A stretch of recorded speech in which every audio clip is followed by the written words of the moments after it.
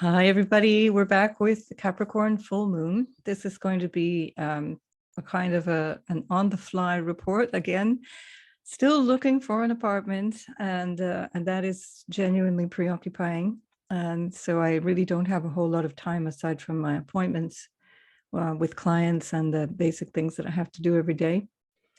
But I wanted to bring you this full moon report and talk a little bit about what I see as the context for the full moon. Just yesterday, so today it's the 1st of July. It's the day that actually Venus and Mars get closest to their conjunction in Leo. They're about 3 degrees off from each other today. And that doesn't perfect, just that's one of the elements of this full moon I'll talk about, but it's also the day after Neptune has just turned retrograde. And I just want to point out that that's the context we're all living in. So of course it applies to us individually, wherever we find Pisces in the chart. And collectively, of course, these the slow moving planets, the outer planets are more collective planets. They pick up on the collective consciousness and what everybody's experiencing. And one of the things that really stands out for me, especially in the context of this full moon, is where Neptune goes retrograde, we're often looking back over what was real and what was not real. In this case, we're looking back over several months, going back to March particularly. Neptune is going to cover the degree points of, let me just check my notes to be absolutely sure. It's going to go all the way back to 24 degrees and 53 minutes of Pisces from where it is right now at 27:41 of Pisces. That means that those of you who have anything in Pisces from, I'm going to give it a 2-degree orb, so 23 to 29 degrees of Pisces, or any of the mutable signs, especially, for example, Virgo, which would have this in an opposition, but of course, Sagittarius and Gemini as well in the square, you'll be affected the most by this transit. And so there can be some things that get called up in terms of what your experience was, and was that real? Was that reliable? It's again this horrible thing about fake news and what is true, what is authentic, what is a mistake by omission, or what has been overlooked, and what is actually deliberately being obfuscated. That's another thing. Of course, that applies individually as well as collectively. There can be anything from confusion to delusion, even personally a feeling of lethargy, a feeling of, just being kind of letting go and feeling what's the point of any of this, and a feeling of stuckness. I had a client yesterday, we were talking about this issue of stuckness, which is really hard when Neptune is on a really important part of the chart and really affecting major parts of the chart. And that feeling of stuckness is like, well, what do I do now? It's like standing in fog. And collectively, it certainly feels that way. It feels like we don't really have leaders, almost without exception, anywhere in the world. We don't really have leaders who are taking decisive steps in favor of the people they are supposed to be leading, and it's quite frustrating. And yeah, so the way I see Neptune retrograde is that we're going back over this way of thinking, or over what we thought we believed. It can also be with regards to our relationship to what you could describe as God, or the universe, or what you believe, what you have faith in, what allows you to feel compassion for another. And this is really big in terms of this Capricorn full moon. Capricorn moons archetypally are not known for compassion and empathy. And again, if you have a Capricorn moon, please don't write in the comments that it's all wrong and that you're a very empathetic and lovely person. This is the archetype of Capricorn moon. So when I talk about these flavors in the chart, they are archetypal. Then of course it's going to be transpiring differently according to where and how that's placed in your chart. I'll speak more about that, but this issue of empathy and sympathy and having compassion for one another, you know, and again, it can be that we can realize maybe it was misplaced, or maybe there wasn't enough. There's this whole submarine issue compared to the devastation of the many migrants, hundreds of migrants who died off the coast of Greece a couple of weeks ago, as a huge example. I recently found out from a few people that they had never even heard of these migrants, hundreds of whom there were something like 800 on a boat off the coast of Greece. This boat, of course, was overloaded and capsized. They were all in the process of trying to leave their various countries. Something in the order of 300 of them were from Pakistan alone. Many of the Pakistanis were put in the hold underneath the ship. They had no chance of escaping. And equally many of the women and children were put there. And those who did, in fact, manage to escape were males, were young men who managed, because they were on the surface of the boat, to swim or move away from the boat. None of this was covered really in media, more so in Europe, certainly, than in North America.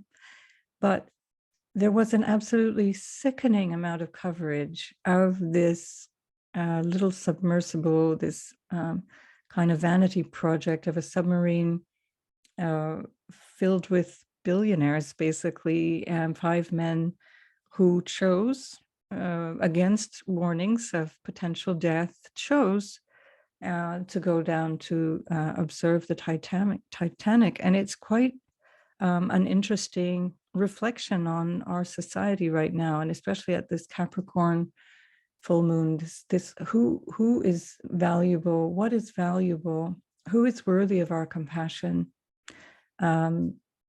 and can we live that way? Can we see that and live it with integrity? And this is that Capricorn moon is again finds it difficult to express empathy and compassion.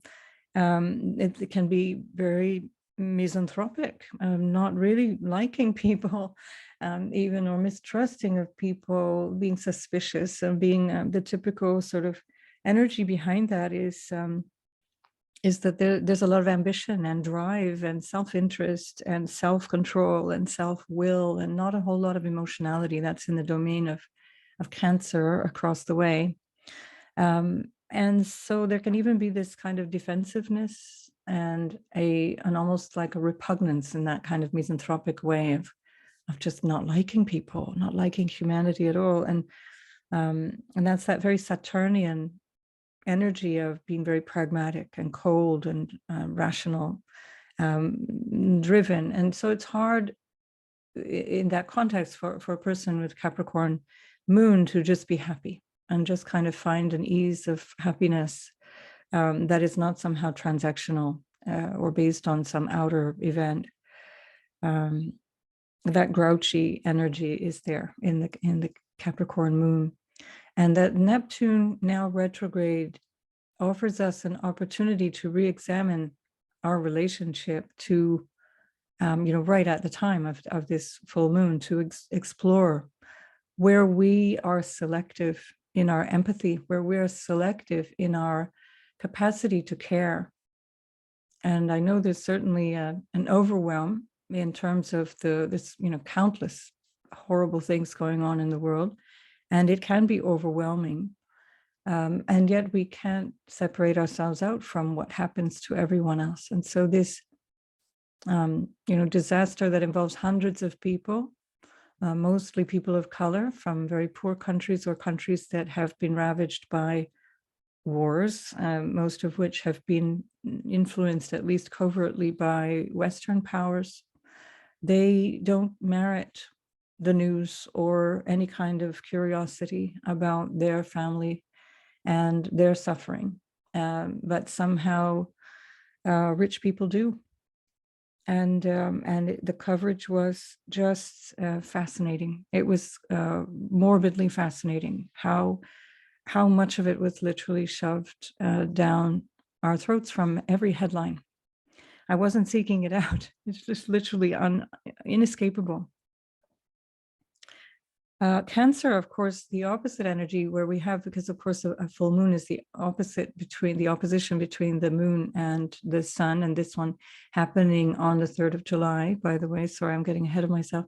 3rd of July. So that's coming up in 2 days at 11:38. That's universal time. So you have to subtract 6 hours if you're, say, on the east coast of the United States, or add 8 hours if you're in Australia or New Zealand, for example. But nonetheless, this is this reflection from the sun in Cancer, which is about family and home and nurturance and care. But Cancer can also be even a tad misanthropic in the sense that, it's the reflecting the energy of Capricorn. So it's more like, well, my family. What about my family, my own people?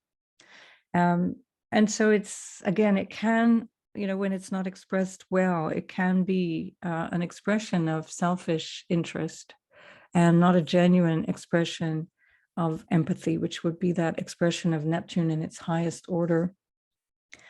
Of course, Neptune in regards to all of this as well is certainly part of the story of whether we're seeing actions clearly in terms of our own life, in terms of what we should be doing and how we should be sort of taking responsibility. Of course, if we come back to that big Capricorn word, responsibility, that also comes back to what's going on in the world around us. What's going on? Do we know what's going on? And can we be sure? Even when we think we're sure, can we still be really sure? And so, yeah, we've got this Neptune retrograde until the 6th of December. So that's from the 30th of June till the 6th of December. So we do have these next 5 months basically to really examine this whole story of the last 4 months, March, April, May, and June, understanding the journey that Neptune has taken us on since then, and where we are in terms of our own feeling of compassion, in terms of our own feeling of what we're responsible for, what we have to let go of. In the Capricorn and Cancer lineage in general, there's just an enormous influence of lineage, or what you could call the elders, the energy of the elders and the wise ones. This is Saturn, of course. So let's have a look at Saturn. Saturn is in Pisces along with Neptune, co-present. So in the Indian way of looking at astrology, any two planets in the same house are considered to be conjunct. So that doesn't necessarily jive with the Western way of looking at astrology. I would want them to be within probably 15 degrees or so for the slower moving planets at least, and a bit more for the faster moving planets to consider them conjunct. But nonetheless, we know that they are swimming in the same waters at this time. And so Saturn is ruling the moon in Capricorn, and Saturn is 3 signs away from Capricorn in Pisces. And so 3 signs away is what? Well, that's also kinship, right? That's our kin, that's our kith and kin. It's our brothers and sisters and cousins and neighbors and people around us, but it's also our willpower. And it's our capacity to choose what needs to be done, to prioritize, and most importantly, to communicate. And so here we've got this Saturn ruling the moon, and speaking from a place of deep compassion, which is Pisces, which is recognizing that you don't really get to be selective. When you are selective, and you might be misanthropic and you're not taking care of each other, or you might be too selfish and therefore not paying attention to what other people might be going through, that has consequences. And now Saturn, as it's going reverse through Pisces back to the 0 degree point in its own time, taking several months to get through that point as well. So again, the story comes from March through till November, pretty much. We're reviewing. So we're reviewing both now with Neptune and with Saturn in the area of Pisces, in the area of our chart where we find Pisces, with regards to now what's coming up with this full moon. Where do I take responsibility? And where am I finding it difficult to empathize, or where am I finding it difficult to be vulnerable And where do I become defensive? Now, if I were reading this as a natal chart, so I often tell you to ignore the rising sign in an event chart like this, although it can be very interesting as an added element, but I'm more interested in the aspects between the planets. But if we look at this from the point of view of a Libra rising, just having Libra rising with a Cancer sun, I would wonder how the person related to their clan, because that can signify that there's some treachery within the clan, or a feeling of not being safe, or not being able to trust one's family, or one's the people around one. And that comes up quite a lot. And if you have this configuration, let me know if you've got the sun in Cancer and a rising sign in Libra. That certainly pans out in many people's charts that I've seen. And so here we have the added impact that the moon is in Capricorn along with Pluto. Now, for me, this speaks very loudly. So this notion of clan and treachery within the clan, and danger coming from within, and being vulnerable and not having empathy with one another, even if it's our clan, even if it's our own people, our own nation, our own neighborhood. And we see this around the world. People are angry with one another in ways that are quite violent, in ways that are range from nasty YouTube comments to throwing, firebombs into people's homes and cars. We're seeing France on fire for the nth time in the last few years. My daughter lives in Paris, so I'm closely paying attention. But that's not alone. That's every place is suffering from that. These demonstrations, these feelings of frustration with one another, a feeling of not being safe in each other's company. This is very strong in the zeitgeist. And this full moon seems to bring that to our attention. And then the question that Capricorn needs to take on its shoulders, needs to take responsibility for, is what am I going to do about it? So this is a very interesting moon, because it's, like I said, tied with issues of lineage and the elders, and the past. It's Cancer Capricorn is about the past. It's about who came before. We're never acting alone. We are acting always with the energy of our ancestors behind us. And I think this is also where Saturn comes in from Pisces and shows us we can't be alone. We're never alone. Even in the moments that we feel the most vulnerable, we have what we could describe as God or the universe running through us, animating us. The thing that animates my heartbeat is beating your heart. And equally recognizing that our ancestors that brought us here, they are in us as well. So whatever is going on that might be also ancestral, and for sure is, because it's been going on for many generations, we have to take responsibility for now. And it's not a task that we need to think of as us against the world, or us alone doing this thing. We're not alone. And that notion of the elders is also where we start to draw on prayer, or on a recognition of just slowing down and listening, trying to learn from the past. So this full moon is also Guru Purnima. Guru means teacher. It's not, there's a lot of in the Western nomenclature now, especially in the French language, guru has become a kind of an insult. And this is, I find, extremely inappropriate, because guru means a wise elder, or the literal etymology is to remove darkness, to remove the veil of darkness that is our ignorance, the gu, and the heaviness and the influence of our own ignorance needs to be removed, and it needs to be removed by one who can show the way. And so in this way, Saturn is also a great teacher. So Guru is, in Indian astrology, is Jupiter, the wise one. But Saturn is also a teacher, and it teaches through hard lessons. It's the tough taskmaster, and it's the elder, and it's the wise one. And that is Saturn that is ruling this Capricorn full moon.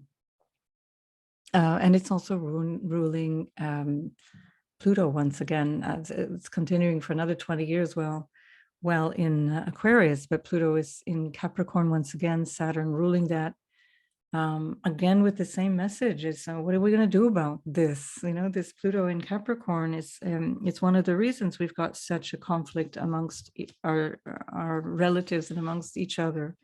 And Pluto stirs up this kind of these power struggles, especially in Capricorn. It stirs up all kinds of tensions and power plays and power struggles about control. It's like, here, that would be one of these questions to ask in terms of either what we have been taught by our elders, what we have just simply absorbed from our elders, but also what we know from our own experience. To what extent am I in control? To what extent is it better to relinquish control? And to what extent should I be fighting for control? And the funny thing is, the paradox is that there's this kind of desire to control everything. And this is also Saturn in Pisces in its more negative aspects, is this need to control, a need to express through a kind of a fear of being controlled. And this fear of losing control makes us want to control even more, and especially controlling things that we have no control over. We can't control another person as much as we want to. We can't control what another person says or does, although everyone seems to be trying. So what power will I need, and what power will I allow? What power will I wield in my life, and what power will I submit to? These are the big issues now around Capricorn energy at this time. And it's an interesting thing, this axis of the past and lineage and histories, this very strong emphasis on what went before and holding on to memories. That's very Cancerian, holding on to memories. We've got Mercury there also holding on to these memories, with Mercury and the sun in opposition to this moon. And it's really interesting to think, either we learn the lessons of history, or we trust our leaders today and our government today, but both can't be true. If we look at history, if we really look deeply into the past and what has been told, here we come back to Neptune, what lies have been told, what deceptions have been undertaken or acted upon. Also, where have we been willing victims of this? The sort of lie that allows us to pretend that everything is all right, and we just look the other way and go to Disneyland and have a great time and pretend it's all fine. So looking at all of these big questions right now, I think is urgent, because we have to recognize that responsibility, that Saturn elder maturity wants us to be responsible. Responsible for our actions, responsible for one another, responsible for the way that our lives are taking shape right now. These are tough times. So these are really, really tough times. So, the energy around Pluto in Capricorn is an energy. Pluto is always about truth and fear. What do we fear? What's that big dark cave or that big black hole that we're standing on the edge of and afraid to enter? And so it can be around resentment, for example, fear and resentment and a feeling of being left out, a feeling of being afraid for our belongings, or being afraid for our safety, or being afraid for our tribe, our clan. And that can make us behave in ways that are destructive of one another and even self-destructive. And there we come in with Chiron in Aries. This is the energy of self-destruction, until we recognize what it is that we are acting from. What is the fear? What is the thing that we're worried about? That Chiron is in a strong trine with Venus, and Venus is in a strong square with Uranus at the time of this full moon. And for me, this is a lot to do with our relationships. It's a lot to do with that balance between selfishness, what we need in a relationship, what we desire, and how we need to understand our own needs have an impact on others. So Venus in Leo can be extremely loving and extremely open-hearted and generous and extremely flamboyant and friendly. But it can also be selfish, and that Leo tendency towards self-centeredness can be also about more like self-glorification. So that can lead us to a quid pro quo for the kindness comes if this and that criteria are met, or you give me this and I'll give you kindness in return, or I'll give you affection in return.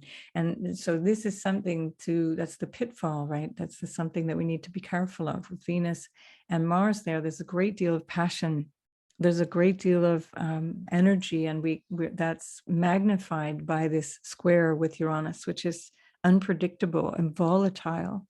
And it's ruled, the Venus-Mars conjunction is ruled by the sun in Cancer, which in turn is ruled by that moon in Capricorn, which is in turn ruled by this Saturn in Pisces, ruled by Jupiter in Taurus, which in turn is coming right back to this Venus. And so what is this Venus trying to tell us? She wants to have a sense of what it is that brings us joy and happiness, what it is that brings us fulfillment. But can we have that, and that in such a way that it doesn't have to be at the expense of another? Can we have that in such a way that it can be a source of joy and luminosity? That's that Leo solar quality that's radiant, that we can be a source of joy and generosity and luminosity for other people, for others. Now, because we've got Mercury here on the sun, Mercury in Cancer is adding to this kind of passionate energy, very volatile, emotional energy, up and down, not terribly stable. But Mercury is sextiling Jupiter right now, and the sun is closely sextiling Jupiter, and the moon is closely trining Jupiter. And given that Jupiter is also ruled by this Saturn, well, Saturn is sextiling the moon and it's trining the sun. It's a bit broad for a trine to Mercury, but we're going to give it to the sun. So again, we have this whole thing about the wisdom factor of Jupiter, trying to understand what is righteous, what is good, the good use of resources, Jupiter in Taurus, as opposed to the more unpredictable or potentially chaotic or even destructive use of resources, which is Uranus in Taurus. And then we have Saturn in Pisces saying, you know, get clear who is your daddy, who rules you, who is your higher power. And is that going to be money? Is it going to be the government? Is it going to be some notion of personal value or individual value? Or is it going to be the universe itself, the creator, if you want, or whatever you describe as God, a higher power, the thing that stands above all of us, stands within and above all of us. So this is, I feel, a really important lesson for us to try and absorb right now. The moon is in the lunar nakshatra called Purva Ashada. And so Purva Ashada is about cooperation with one another. So the moon in Purva Ashada here at the 11-degree point of tropical Capricorn is asking us to cooperate. The solutions come from cooperation. But if we are not finding the team with whom we can build success, you know, here we've got Venus, Mars in the 11th house. It's kind of like, let's get together in society, in a group, in an organization, in some kind of way that we can associate with one another, and then combine our forces and come to a solution. If we can't do that, then we feel powerless. And we feel isolated. And then once again, we feel that other people are dangerous, other people are a threat to our security, other people are a threat to our safety, and we want them gone. And so we might even give up before we even try to find a team We might as well, like, what's the point? That none of it's going to work anyway. But the moon in Purva Ashada is asking us to try to find a way.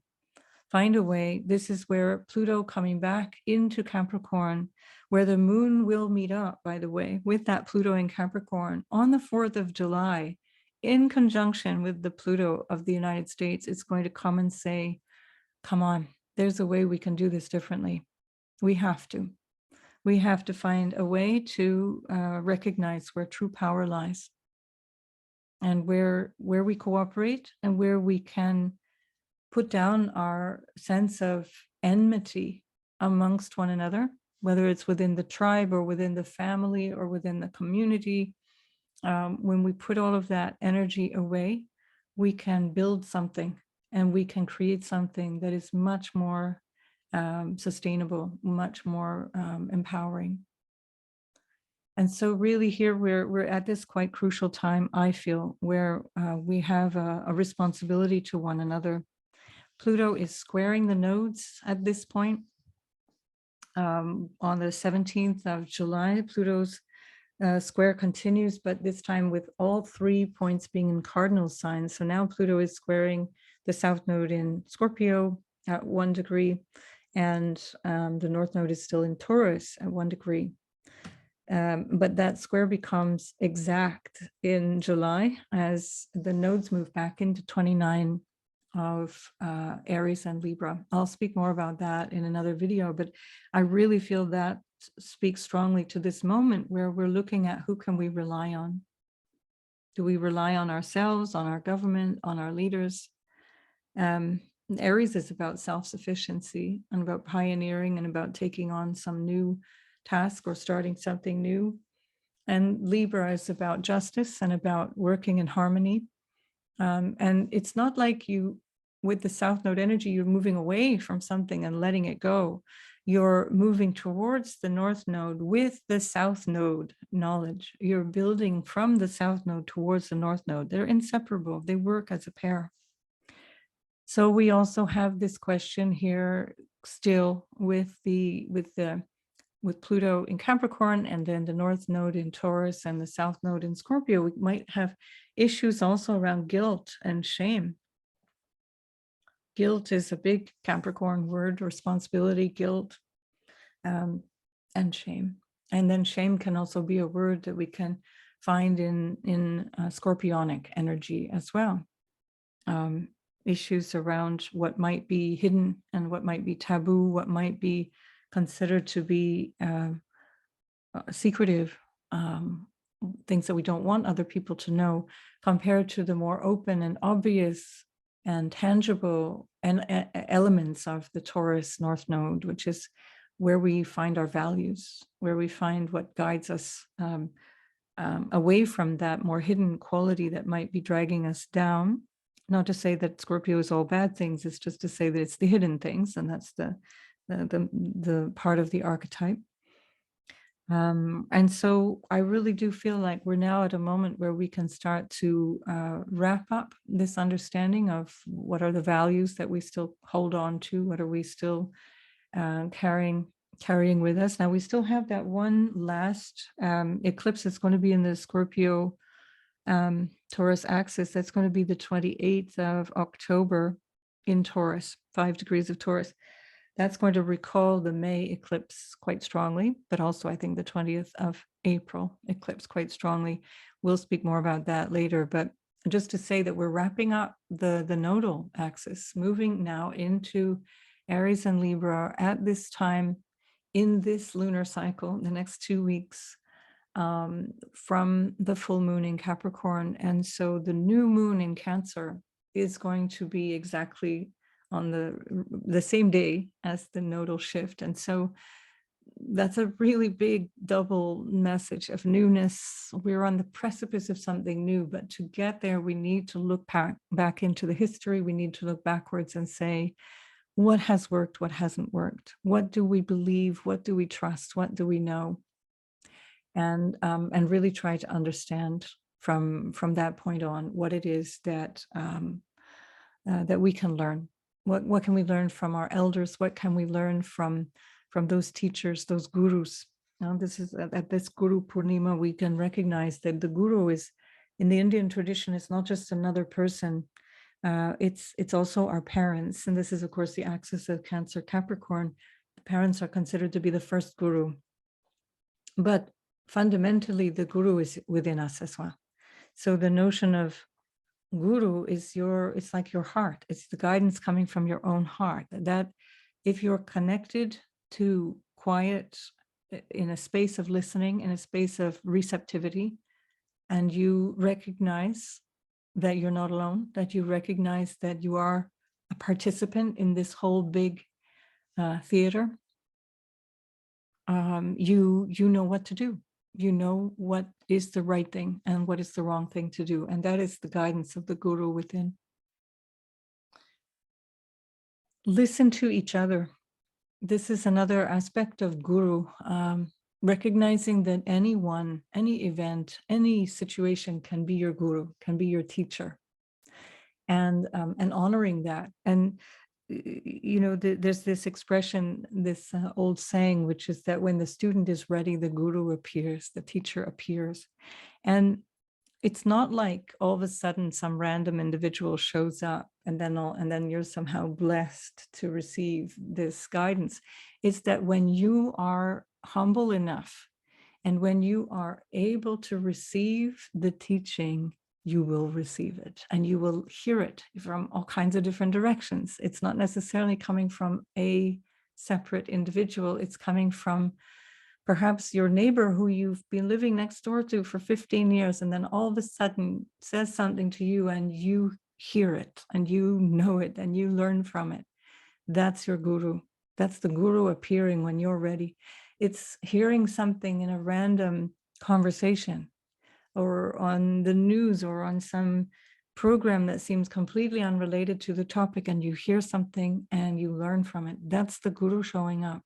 When you're ready, the Guru appears.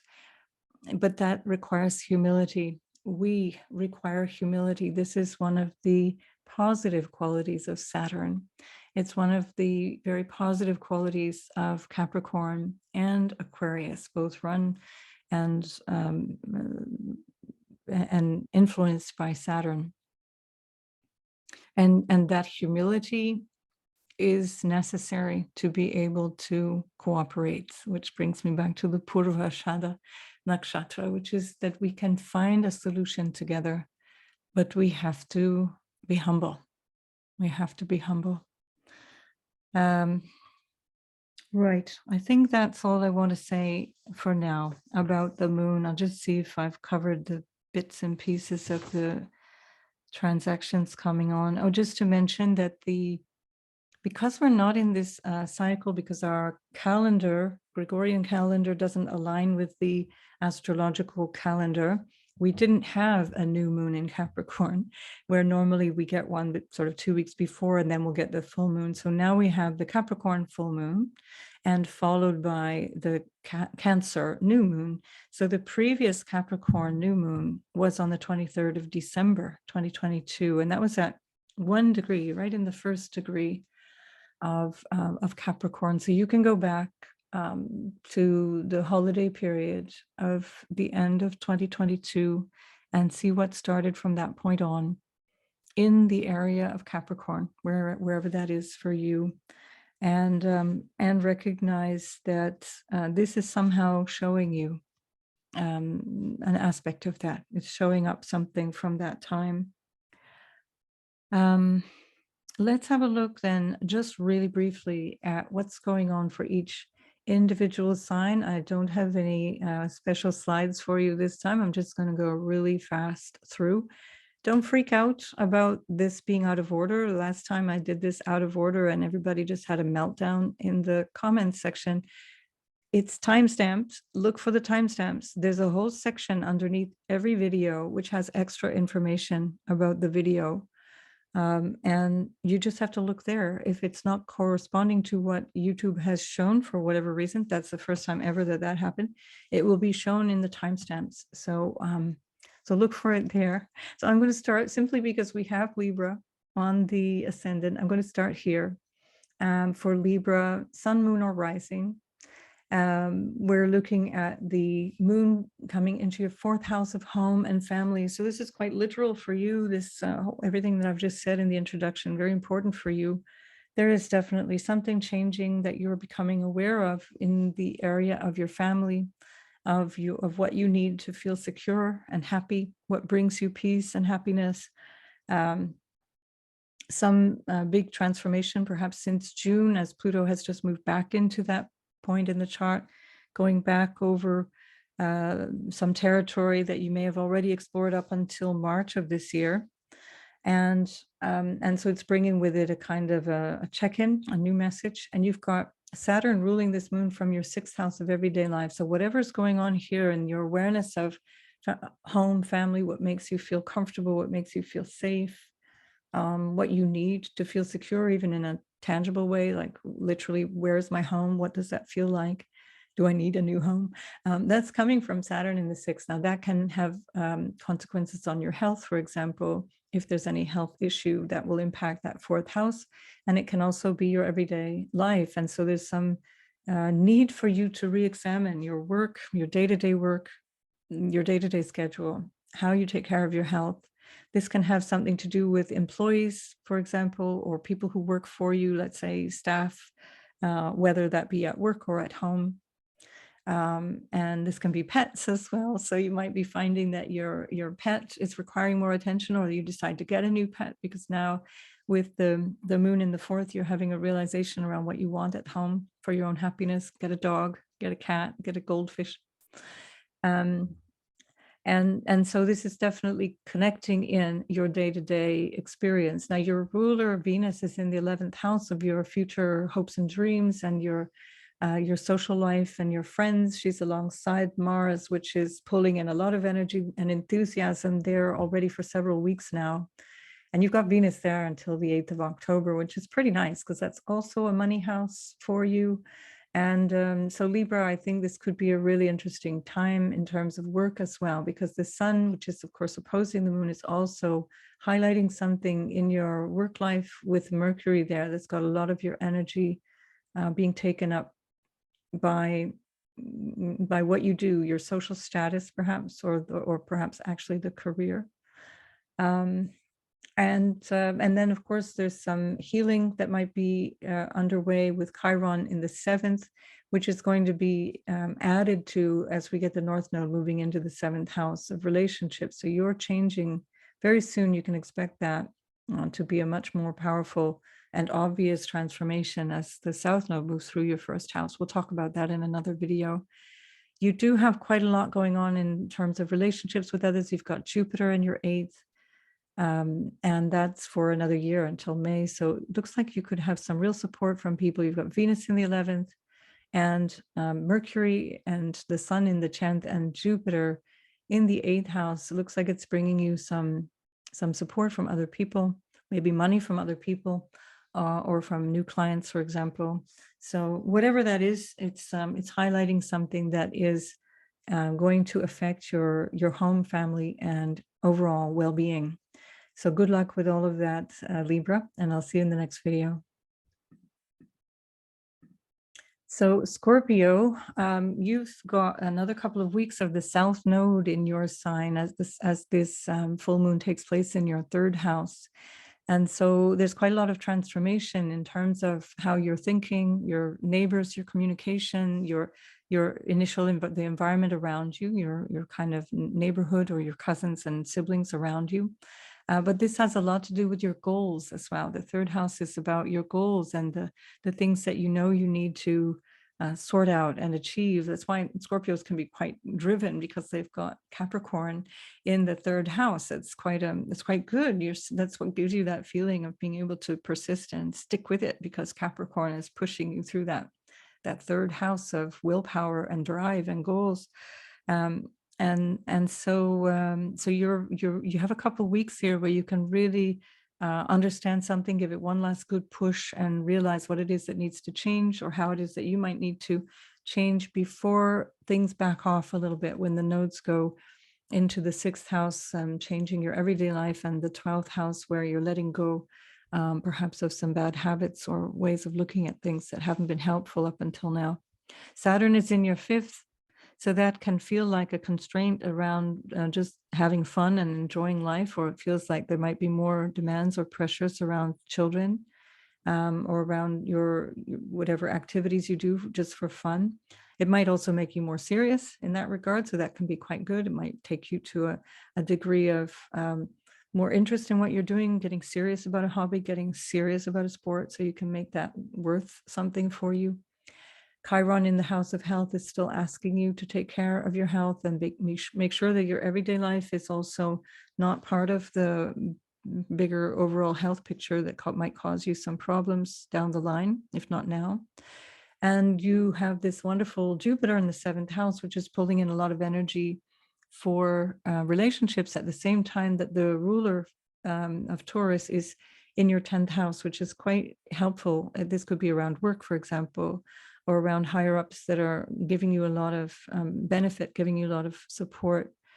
So Venus and Mars both in the 10th can make you quite ambitious and goal driven, even more than usual. And the moon in the 3rd house can really show you where that needs to be, what energy needs to be applied where. And the sun in the 9th, along with Mercury, is showing you in a way your overall sense of purpose and how that might need to be an expression of your goals. And so what it is that you really feel you want to do at this moment is going to require day-to-day contribution, day-to-day effort. So that is kind of how I see that for you. I will definitely come back very soon for the nodal shift. It's going to affect you very powerfully after a year and a half of such intensity. So good luck, Scorpio, and I'll see you in the next video. Sagittarius, you have this moon in your 2nd house, and that is looking at your finances, potentially your family. Everything that supports you is in the 2nd house. That can be your body as well. So there might be some issues coming up there with what needs to be done with regards to family obligations, or how you might need to be asking for something more. Sometimes people have a difficult time asking. I've had a lot of clients in the last couple of weeks where we've looked at that issue of, are you willing to ask for help? And I would say, Sagittarius, this may be an opportunity for you to check out that, check that question. Your ruler, Jupiter, is in the 6th house, and a 6th house Jupiter doesn't usually ask for help. You're the one who's always trying to do the work. So be careful of that. So this might be an opportunity where you've got that Saturn in the 4th. There might be such a lot going on that can feel really heavy, can feel really difficult, or like a real burden. So this would be an opportunity for you to recognize what it is that you need. What support do you need? This can also be a reflection of your values, what issues around money and things like that might be coming up that you require a little bit more support with. That can just be advice, or it can be actual financial support. So the Sun and Mercury are in your 8th house, so that can actually be quite helpful in terms of asking for money, asking for a loan, for example, or trying to reorganize a loan if that's the case. And Venus and Mars are in your 9th house. And that is also quite nice, because Venus in the 9th house is quite lovely, really auspicious. It gets you, again, nice sense of being connected to people that are helpful, also having a sense of positivity in terms of your direction, and in terms of your overall life purpose. You have a greater sense of that for quite a long time, because Venus will be there until the 8th of October. So I won't linger here, because I've got another video coming up to talk about the nodes, where there's going to be a big shift, I think, in a way that can be quite favorable for you, Sagittarius. And so I will speak to you then in the next video. So Capricorn, of course, the full moon is happening in your 1st house. And keep in mind, I'm just moving through the dial here, so ignore the degree points. The full moon is at the 11th degree of Capricorn. And so that moon in your 1st house is highlighting something about yourself, what it is that you need to do differently, how it is that you might need to show up differently. Definitely listen to the introduction if you didn't already, because that will concern you very personally. This is about self-mastery. Capricorn is really ultimately about self-mastery.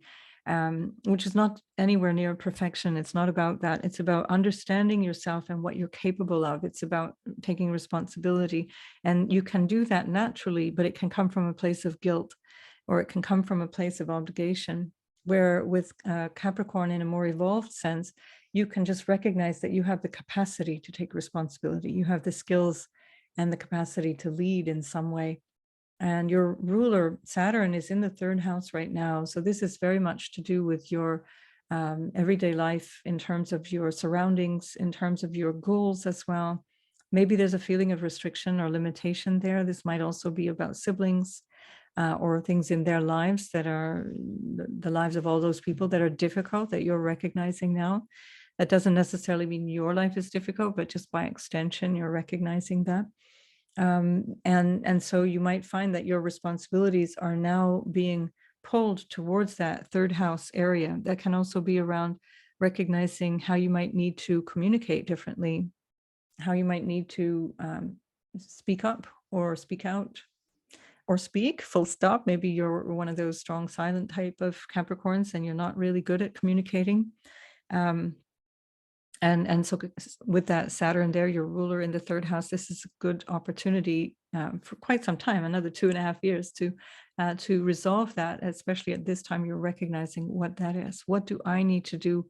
What is my part in whatever is going on here? And then, of course, you've got the Sun and Mercury in your house of relationship. And so whatever is going on in your house of relationship is really what you're reflecting back. And so keeping in mind that you are the 50-50 here, it's not about the other, it is about the two together. So that can be something where you really learn something about yourself and you're able to take responsibility for your part in something, and take new action based on that. There may be some issues around your childhood or around home, around your overall sense of happiness or your overall sense of security, because Chiron has been there since 2018. So that's definitely maybe making some of you feel fragile. That will depend on where Chiron is aspecting other things in your chart. But anyway, the generalized sense of it being there is quite healing. You might go through some real discomfort before the healing comes, but it will be ultimately very healing. And then you can recognize too, what is my part in the things that are not working in my life, and where do I sabotage my own happiness? This is what Chiron is asking for Capricorn right now.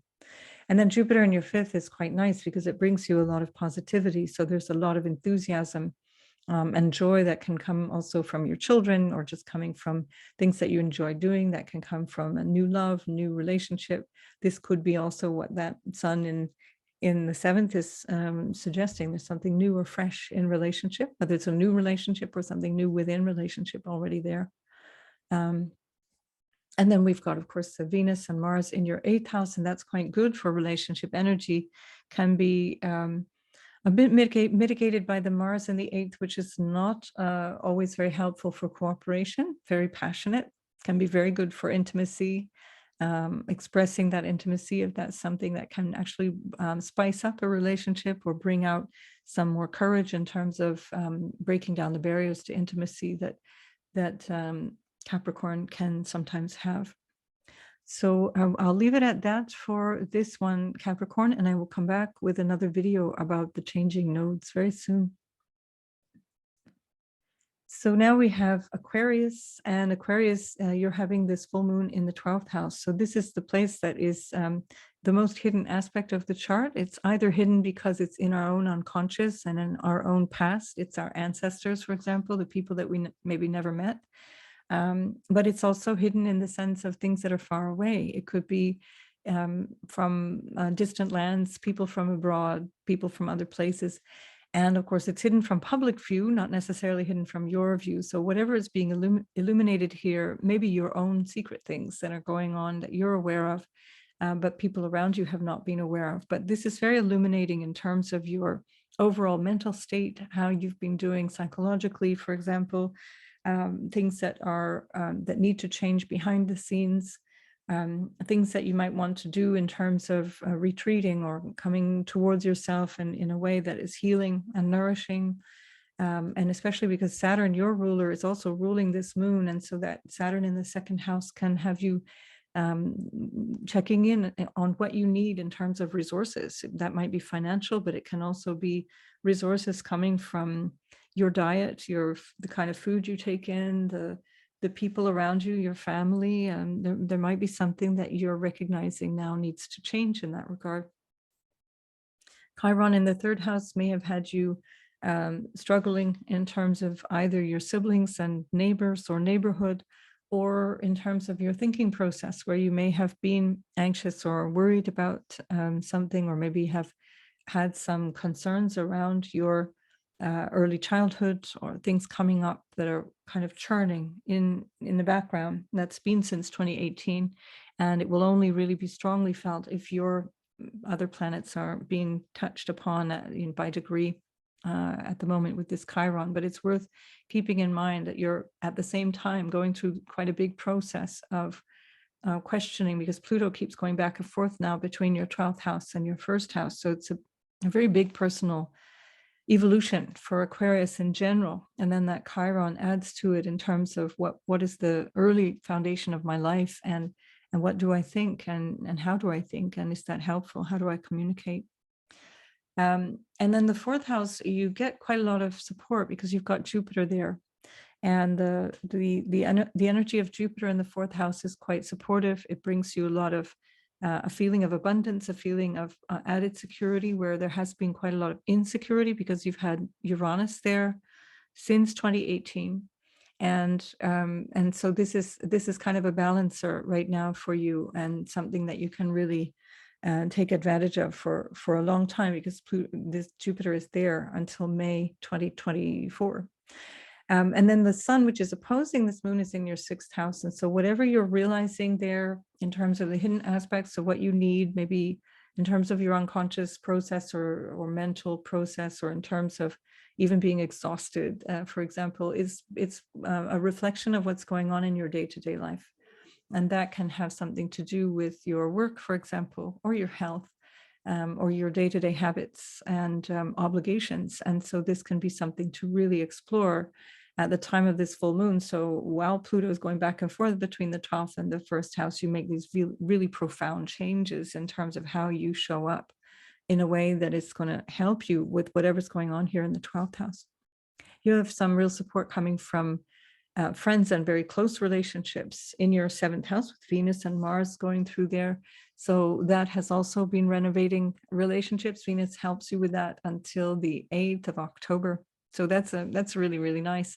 And I will come back and talk about the nodal shift, but just to say that the nodes are no longer in your 10th house and 4th house axis as of the middle of July.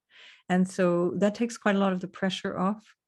Not that you are completely off the hook, because Pluto is still in a T-square with the nodes either way, but at least the nodal axis is going to be in a place that is much less demanding, much less personally demanding for you.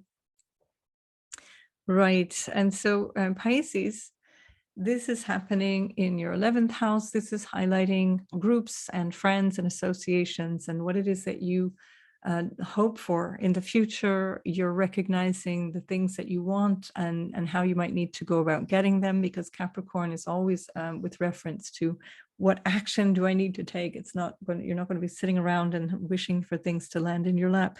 With Capricorn in the 11th house, you want to have an action plan, and that action plan starts with you, because Saturn is in the first house, and Saturn is ruling the moon. Even if it weren't ruling the moon, with Saturn in the first house, you've got to do something. You've got to sort yourself out in a way that is more constructive, perhaps more mature, perhaps more let's call it structured than the typical Pisces might be comfortable with.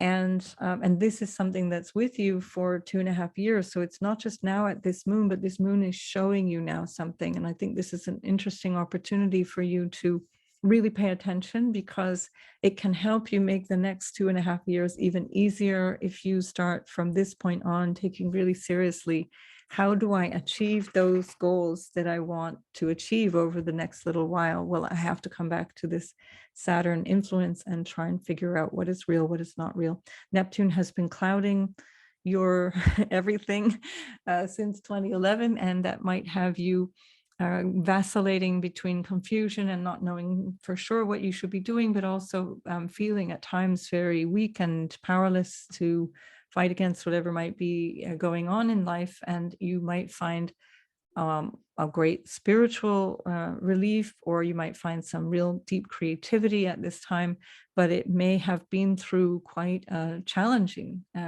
effort to try and figure things out. With Saturn now in your first house, this is an opportunity also to find clarity, but use these next 5 months while Neptune is retrograde going through the first house, where you really start to ask yourself, what was true? What do I believe? Am I not taking responsibility? This is again that Neptune in the first house. It can be where you kind of give up responsibility. You're allowing people to kind of take advantage of you. Where has that been happening? And where does the buck stop now? So keep all of that in mind at this full moon. You do have a lot of energy around money at the moment. You've got Chiron in Aries, and then soon the North Node will be in Aries as well. That's 2 weeks from now. So I'll talk about that in a separate video, but there has been a lot of challenge around money, and that since 2018, I'd say probably even before that, because of the Neptune going through your first house. But nonetheless, this has been because Chiron was in the first house as well at the time that Neptune was initially going through there. And now Chiron has been for the last 5 years in your house of self-worth and money. So that has you a little wobbly too. The two go hand in hand. And so connect your self-worth to your money and how you take care of your money, and take that seriously, because the 11th house is also a money house. It's not just your dreams for the future or your friendships and so on. It's also the money you earn from whatever it is that you do. And so there can be an opportunity here for you to really understand what you need to do differently to feel more secure and more stable in your finances.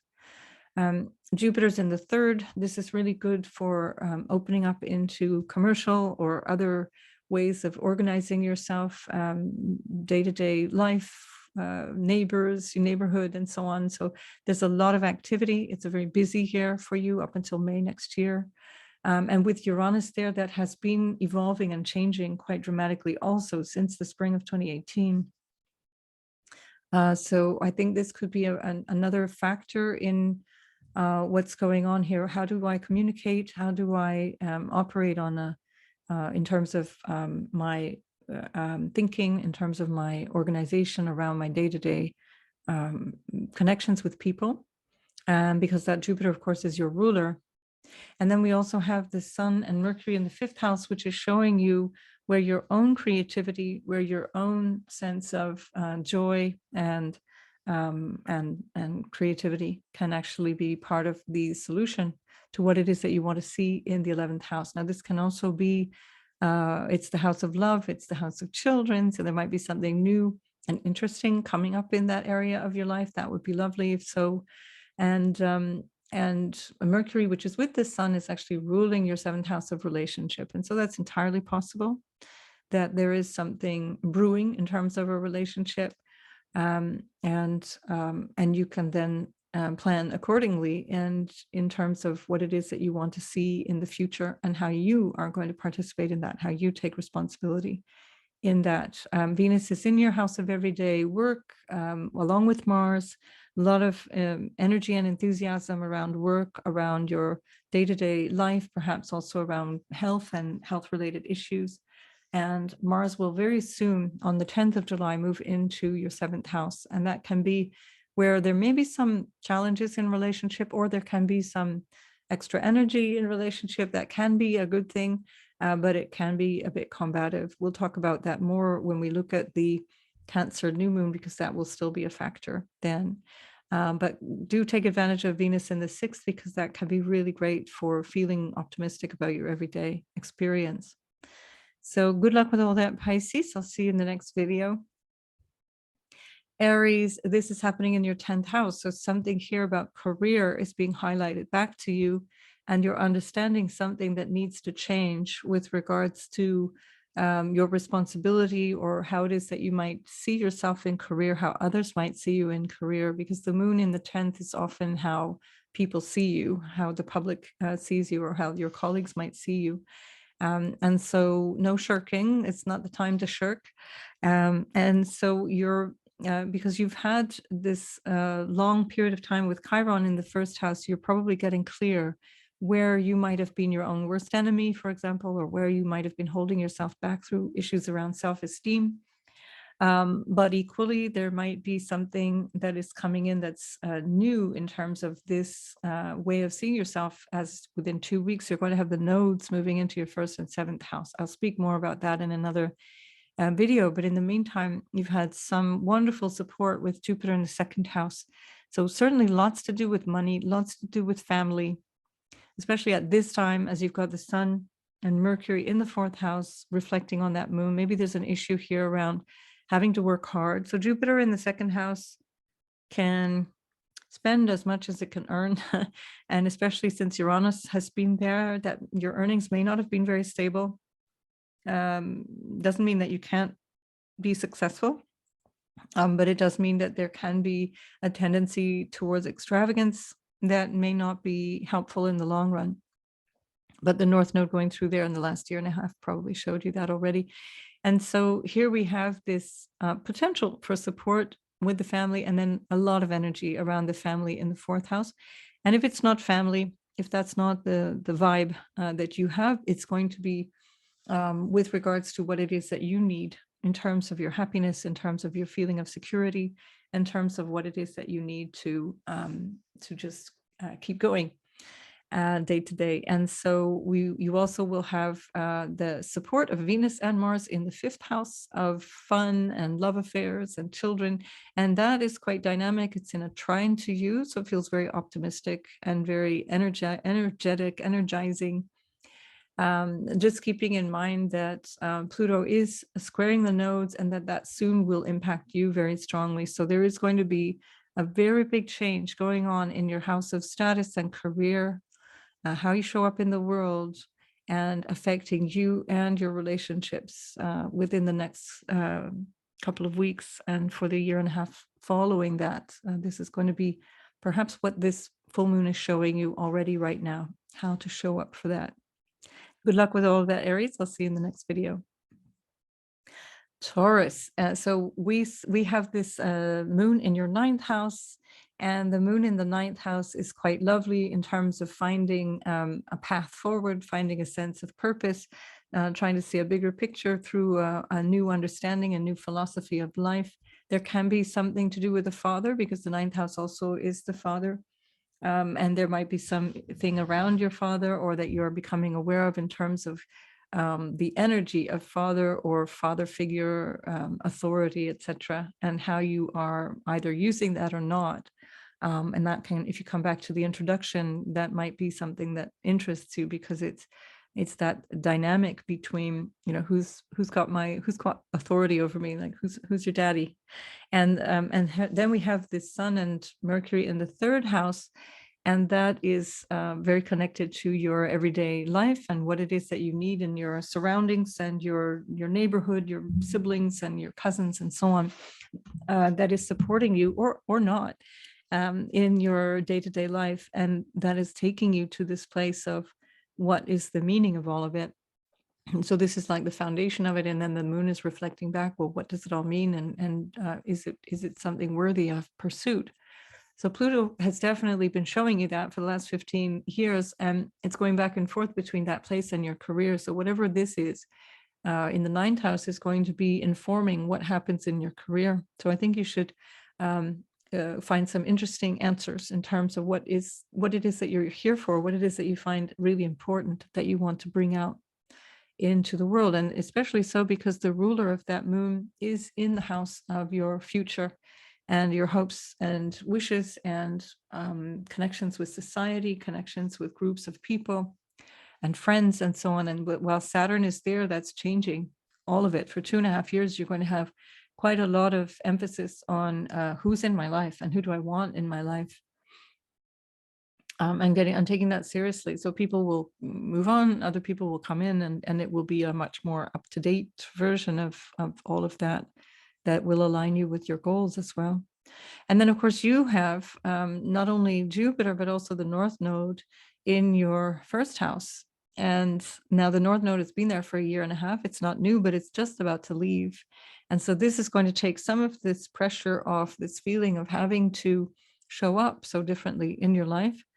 But that does continue for the next few weeks, because there's still this dynamic between Pluto at the top of your chart and squaring these nodes between yourself and others. So there might be quite a lot going on with regards to relationship and how that might affect your work. Jupiter in your first house can give you a lot of positivity and a lot of sense of what is new and what you're capable of. So really use that to your advantage. And Uranus in the first house can have you feeling quite confused or changeable about what all of that should look like. And as the Uranus is squaring Venus from the 4th house, that might have something to do with your emotions, but it could also be to do with your family or your relationships, because Venus, of course, is your ruler, and she's currently in your house of your foundation, literally the home and family, your roots, your ancestry as well, but also what makes you happy, what makes you feel secure. So all of this hinges on the sense of security that you have. And for a Taurus, that's extremely important, that sense of material security, but it's going to be affecting you in terms of how you show up in the world over time. Right. So Taurus, I think overall quite positive, but it's a long and slow transformation, just like you like it at the moment. But I think that Venus is going to make things a bit unpredictable. It's actually not the Venus, but it's rather the Uranus squaring the Venus that makes things unpredictable for you. So it's a time to be open for things to change, a time to be flexible and to respond quickly to much needed change. So Gemini, this is all happening in your 8th house. That's other people's money. You might be becoming aware of debts or things that might be coming from other people in some way that will support you. This is reflected back onto your money house where the Sun and Mercury are currently. So your earnings, your income in the 2nd house of money are being reflected back into what you share with other people. And as Pluto is there, that has been transformed for quite some time. That's also in the 8th house where we have our fears and where there's a lot of psychological activity going on as well. There can be some family karma or some difficulty or some understanding around your own needs, your emotional needs, your psychological needs as well. And then that also is being affected by how you show up in your work or in society in general, as Saturn is ruling that moon. Maybe there's a lot of pressure on you at this moment. You're feeling quite a lot of pressure around work, potentially, or feeling a lot of responsibility. And here with the moon in the 8th, you might be finding that overwhelming for some of you. And if it's more with regards to money itself, then you might be wondering what to do. There's some new revelation around money, so that will give you some answers over the course of the first week of July. And then also you've got Jupiter in your 12th house, along with the North Node. So something definitely has been transforming in terms of your overall sense of your unconscious awareness, for example, or even your connection to spirit. Uranus has been there too, so transforming that. This can be connections with foreign lands as well as foreigners, but that is the house of loss. And so there may have been a potential financial loss as well, or some kind of need to readjust, some kind of loss that might have been material, or it could have been an individual that you cared for who has moved on, and you're no longer able to be with them, whether they're actually physically still alive or not. They've moved on. And so this is another way that can manifest, because this is a strong 8th house, 12th house connection here. But if it's a financial thing, then somehow there is quite a lot of energy here in the 2nd house. You're going to be taking care of the solution, because your ruler, Mercury, is with the Sun in the 2nd house. And so it's about your resources, your income, your capacity, whether that be financial resources or even your own personal resources that you're putting in the elbow grease, as it were, to resolve the issue. So good luck with that, Gemini, and I'll see you in the next video. Cancer, this of course is in your 7th house of relationship. And so this affects you very personally. Do listen to the introduction because that really does stand out for Cancer-Capricorn, especially. With the moon in the 7th house, there's a lot of awareness around relationships. There's a lot of awareness around family, around your responsibilities in relationship, or who is in your who's in the picture in relationships with you, and on how you might need to modify that, or is there something that you might need to do differently in the context of relationships.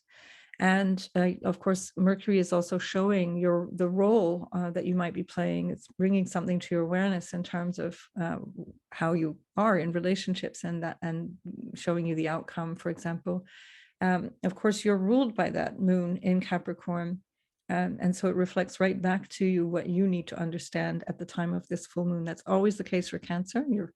This is one of the reasons that Cancers are known to be quite moody, is because the moon is changing constantly. And so there's always this kind of changeability around Cancer. So it's not new to you. Saturn is in the 9th house, and that is really about getting clear about what it is that you want to do going forward, how you want to engage in the world, how you want to show up. And this is for 2.5 years. So there's quite a new sense of purpose, a new sense of commitment to whatever it is that's important for you.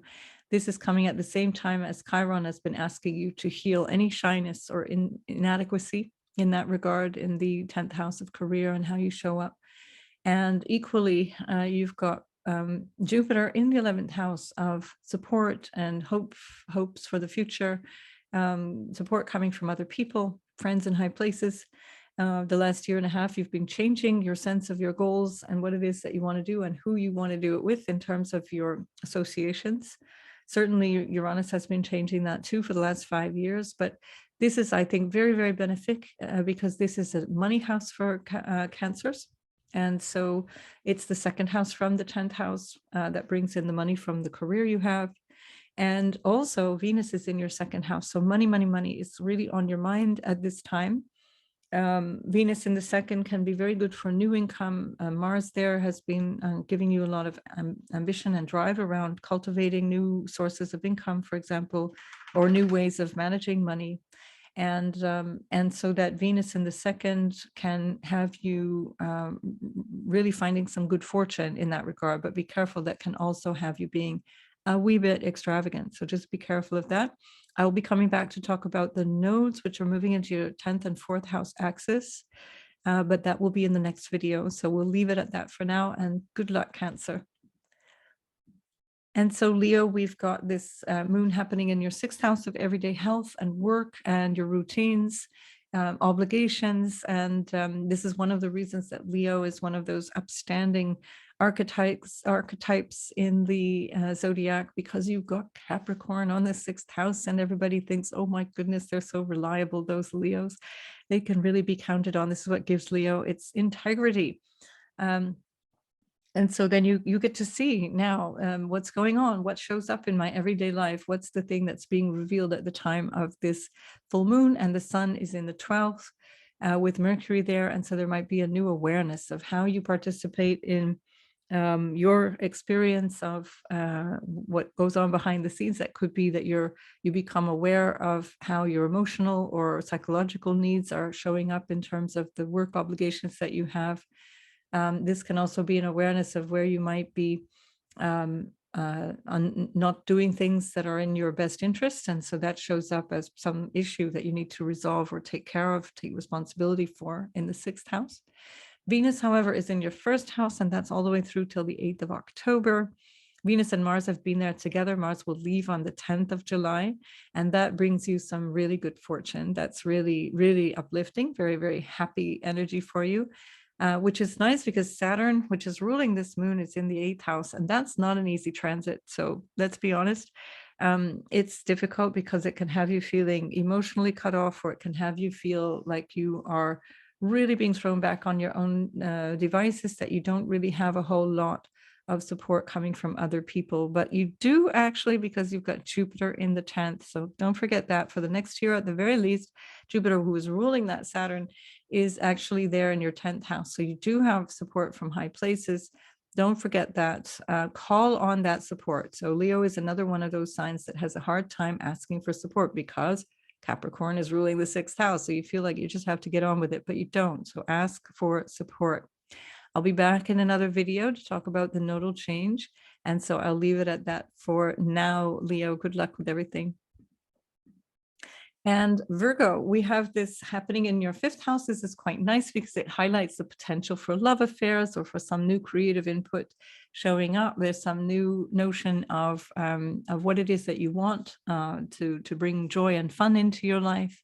Virgos find it really hard because Capricorn is there on the 5th house. You feel hard, letting your hair down doesn't come naturally to a Virgo because that 5th house is a little bit dampened by the Capricorn influence. Of course, that'll depend on the chart features, but nonetheless, this is a time to really enjoy yourself. You've got Venus and Mars in the 12th, which could have you wanting to travel abroad. That's especially true because Jupiter is in the 9th house along with the North Node. So definitely travel if you have that capacity, or if not, at the very least, connect with people who are different and maybe even from faraway places, maybe a little behind the scenes, who knows? Don't get yourself into any trouble, Virgo, because Mars and Venus in the 12th house can also be love affairs or hidden relationships that are not supposed to be declared for whatever reason. Could also be a perfectly legitimate reason. You never know. Saturn is in the 7th house, and that's going to restructure your relationships as well, making a lot of clarity around who should be in and who should be out of your life. That is a better conscious choice than a passive choice, Virgo. So get rid of the strays, get rid of those people who you keep collecting, who feel that they need to lean on you. You don't necessarily always have to be there for everyone. And enjoy that Jupiter and North Node energy while it lasts. The North Node is moving into your 8th house in the middle of July. And so there's something very, very new in the life direction for you at this time, really, really sparking some joy and sparking some new opportunities. And with the Sun and Mercury in your 11th house, that could bring in some fantastic social opportunities, friendships, new notion of what it is that you want out of life. And it's looking really, really positive. So make the most of that, Virgo, and I'll see you in the next video.